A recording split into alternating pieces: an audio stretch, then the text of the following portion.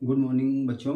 आज हम इस क्लास में आपको क्लास 12th की भौतिक विज्ञान पढ़ाएंगे और इस भौतिक विज्ञान में पहला चैप्टर है आपका वैद्युत आवेश तथा वैद्युत क्षेत्र। तो वैद्युत आवेश और वैद्युत क्षेत्र का पहला टॉपिक हमने लिया है। इसमें हम देखेंगे कि वैद्युतिकी क्या होता है, स्थिर वैद्युतिकी क्या होता है और वैद्युत आवेश क्या होता है। आज हम इन चीजों के बारे में जानेंगे।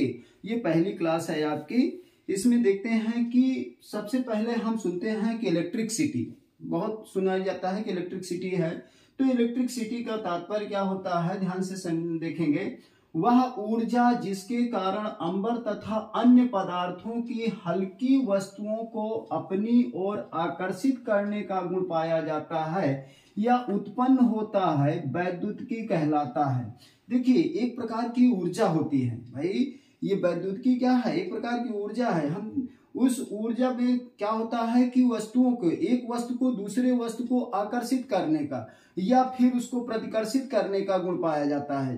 तो इस प्रकार से जैसे देखते हैं कि करंट लग जाता है, जैसे कहीं करंट गिरा, धारा चल रही है और आपका तो उसके संपर्क में नजदीक आया तो आपको क्या होता है, करंट लग जाता है। तो उसी प्रकार से ये क्या है कि स्थिर वैद्युतिकी एक प्रकार की ऊर्जा है जो अंबर तथा, अंबर का मतलब होता है इलेक्ट्रॉन, अंबर का मतलब क्या होता है, इलेक्ट्रॉन, तथा अन्य पदार्थों को क्या करता है, अन्य पदार्थ की हल्की वस्तुओं को क्या करता है, अपनी ओर आकर्षित करने का गुण पाया जाता है या उत्पन्न होता है, वैद्युतिकी कहलाता है। इसके बाद आ जाते हैं स्थिर वैद्युतिकी, इलेक्ट्रोस्टैटिक्स। सभी बच्चे कहते हैं कि हमारा पहला चैप्टर इलेक्ट्रोस्टैटिक्स चल रहा है। इलेक्ट्रोस्टैटिक्स होता क्या है, इसके बारे में देखिए कि भौतिक विज्ञान की एक शाखा है जिसमें ऐसी वस्तुओं का अध्ययन करते हैं जिन पर आवेश स्थिर रहता है। देखिए, जब आवेश स्थिर रहता है तो उस समय परमाणु क्या होता है कि स्थिर स्टेबल अवस्था में रहता है। तो यहाँ पे स्थिर वैद्युतिकी का मतलब क्या है, भौतिक विज्ञान की वह शाखा जिसमें ऐसी वस्तुओं का अध्ययन करते हैं जिन पर आवेश स्थिर रहता है, उसको कहा जाता है स्थिर वैद्युतिकी। उसके बाद देखिए, अब हमारा टॉपिक यहाँ से देखा जाता है जो सिलेबस में आपके आता है। तो वैद्युत आवेश क्या है, देखिए इलेक्ट्रिक चार्ज। इलेक्ट्रिक चार्ज में देखिए, वैद्युत आवेश द्रव का वह गुण है जिसके कारण वह वैद्युत तथा चुंबकीय प्रभाव उत्पन्न करता है तथा उसका अनुभव कराता है।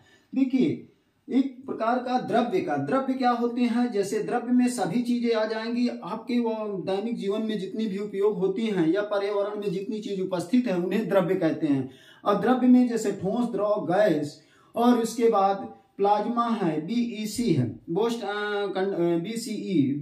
कंडेंसेशन होता है। तो इस प्रकार से 5 अवस्थाएं होती हैं। पहले हम लोग 3 पढ़ते थे जो आपकी क्या होती थी, ठोस, द्रव, गैस। तो यहाँ पे ये आवेश जो होता है कैसे उत्पन्न होता है, तो इसके बारे में आगे पढ़ेंगे।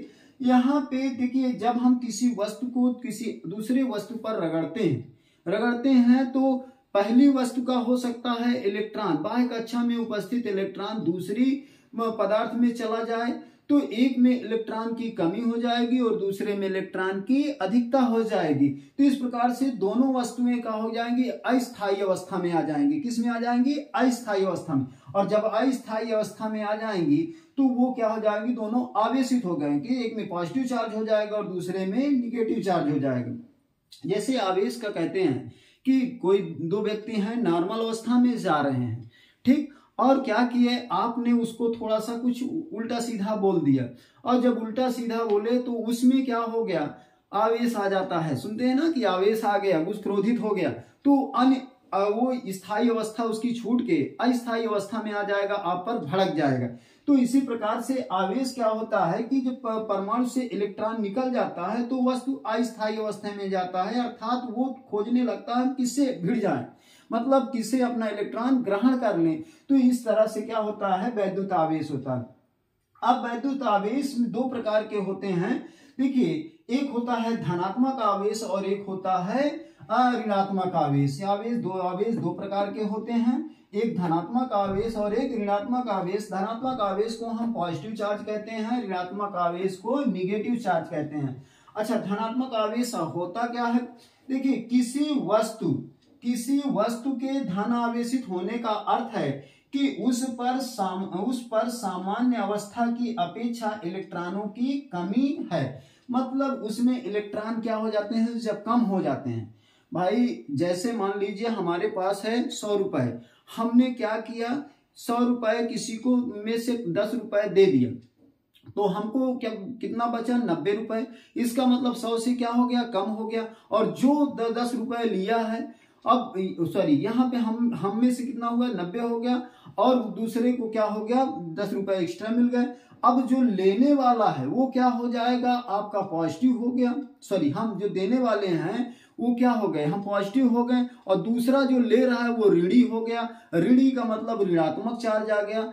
मतलब एक जो देने वाला होता है वो क्या हो जाता है, आपका धनात्मक चार्ज हो जाता है, और जो लेने वाला होता है वो क्या हो जाता है, ऋणात्मक। इसका मतलब क्या है, जो लेने वाला ले रहा है तो उसमें क्या हो रहा है, इलेक्ट्रॉन की संख्या में अधिकता हो रही है, और जो देने वाला है उसके इलेक्ट्रॉन की संख्या में क्या हो रही है, कमी हो रही है। तो यहाँ पे वही चीज बताया गया है कि किसी वस्तु के धन आवेशित होने का अर्थ है कि उस पर सामान्य अवस्था की अपेक्षा इलेक्ट्रॉनों की क्या हो रही है, कमी हो रही है। अर्थात इलेक्ट्रॉन इसमें से निकल कर क्या हो रहे हैं, दूसरे में जा रहे हैं।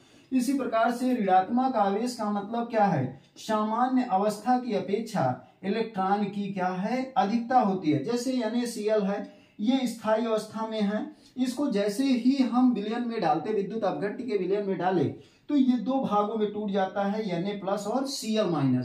इसका मतलब क्या है, ये पॉजिटिव आयन में आ जाता है और ये निगेटिव आयन में आ जाता है, इसमें दोनों में चार्ज आ जाते हैं। इसी प्रकार से भौतिक विज्ञान में यदि हम देखें, हम छोटी क्लासों में क्या करते हैं, स्केल को यदि बाल से रगड़ें, स्केल को बाल से रगड़कर छोटे पेपर के टुकड़े के पास जब ले जाते हैं तो छोटा पेपर का टुकड़ा क्या होता है, अट्रैक्ट करता है, आकर्षित करता है। इसका मतलब क्या है कि हमारी जो स्केल है उस स्केल से क्या हुए, इलेक्ट्रॉन निकल चुके हैं, ये पॉजिटिवली चार्ज हो गया। जैसे ही उसमें ले जाएंगे तो वो स्केल क्या करेगी, कागज से क्या करेगी, अपने इलेक्ट्रॉन की भरपाई करने लगेगी, और भरपाई करेगी तो उसको अपनी ओर आकर्षित कर लेगी।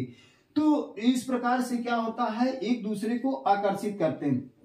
तो यहाँ पे देखिए हमने दो छड़े लिया है, ये एक छड़ ये है। इसी प्रकार से देखिए ये रेशम की रगड़ी हुई छड़ है, कांच की छड़ लिए, और कांच की छड़ को हमने क्या किया, रेशम पे खूब रगड़ा, और जैसे ही रगड़ा तो रेशम के जो कांच की छड़ है वो छड़ क्या हो जाएगी, धन आवेशित हो जाएगी।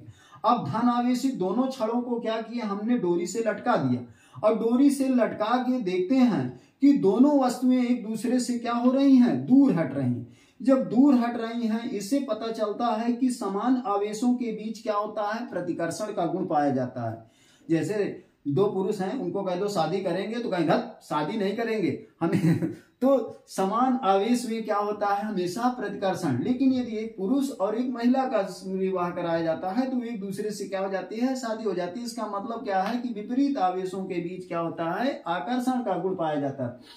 अच्छा, यहाँ पे देखिए बिल्ली की इसकी खाल से रगड़ी गई एगोनाइट की छड़, यहाँ से देखिए एगोनाइट की छड़ लिया और बिल्ली की खाल में खूब रगड़ा, और जब रगड़ा गया तो रगड़ने से क्या होगा, उसमें ऋणात्मक चार्ज आ गया, क्या आ गया, निगेटिव चार्ज आ गया। और उन छड़ों को यदि एक धागे से स्वतंत्रता पूर्वक लटका दिया जाए तो दोनों वस्तुएं क्या होंगी, प्रतिकर्षित होंगी। इसी प्रकार अब देखिए इसमें से बिल्ली की एगोनाइट की छड़ जो बिल्ली की खाल से रगड़ी गई थी, और कांच की छड़ जो रेशम से रगड़ी गई थी, दोनों छड़ को एक एक छड़ लीजिए और दोनों छड़ों को जो अलग यहाँ पे लटका देते हैं स्वतंत्रता पूर्वक, तो देखिए रेशम की छड़ जो है वो धनात्मक आवेश है, और बिल्ली की जो खाल से रगड़ी गई छड़ एगोनाइट की है वो ऋणात्मक चार्ज है। तो इससे दोनों वस्तुएं क्या होती हैं, एक दूसरे की तरफ आकर्षित होती हैं। इससे पता चलता है कि विपरीत आवेशों के बीच हमेशा क्या होता है, आकर्षण का गुण पाया जाता है। इसे हम एक निष्कर्ष पे लिख सकते हैं कि सजातीय आवेश एक दूसरे को क्या करते हैं, आकर्षित करते हैं, और विजातीय आवेश एक दूसरे को सजातीय आवेश एक दूसरे को प्रतिकर्षित करते हैं और विजातीय आवेश एक दूसरे को आकर्षित करते हैं। तो आज की क्लास में हम यहीं पे स्टॉप करेंगे। ये पहली क्लास है। आई थिंक ये चीजें आपको समझ में आई होंगी।